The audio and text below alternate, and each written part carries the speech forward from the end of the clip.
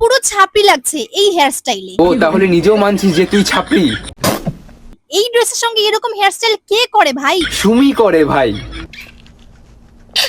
আচ্ছা এবার আমি বলি, আচ্ছা তোমাদের কি মনে আছে আগের বছর আমি একটা নীল কালার ড্রেস পরে ঘুরতে বেরিয়েছিলাম পুজোতে, যেই ফটো আর ভিডিওটা তুমুল পরিমাণে ভাইরাল হয়েছিল, আর সেখানে এরকম সেমই অলমোস্ট সেম হেয়ার স্টাইল ছিল। হ্যাঁ আমিও জানি যে ওই ড্রেসের সঙ্গে ওই হেয়ার স্টাইল ভালো লাগেনি, ইভেন এই ড্রেসের সঙ্গেও এই হেয়ার স্টাইল ভালো লাগে। তাহলে তুই যখন সবই জানিস তাহলে পড়েছিস কেন?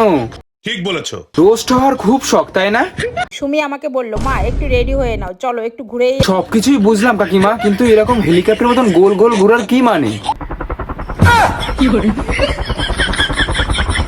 তোমাদের দুজনের ব্যাপারটাই তো আলাদা।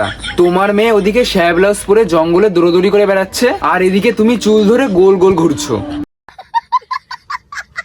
আমাদের কাছে যদি কোনো কাজের সন্ধান থাকে অবশ্যই আমাদের কমেন্ট বক্সে। আহারে কি কষ্ট। আমাদের কাছে যদি কোনো কাজের সন্ধান থাকে না না, কাজ তো আছে, কিন্তু আমাদের বাড়ি পায়খানা পরিষ্কার করতে হবে। কি পারবে?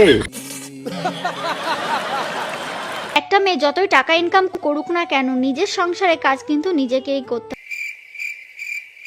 অনেকে আবার নিজের বাড়ির সংসারে কাজ করতে লজ্জা পায়, কিন্তু আমার কিন্তু নিজের সংসারের কাজ নিজে হাতে করতে বেশি ভালো। আরে নিজের সংসারের কাজ তো নিজেই করতে হবে, নাকি অন্য কেউ এসে করে দিয়ে যাবে তোর কাজ?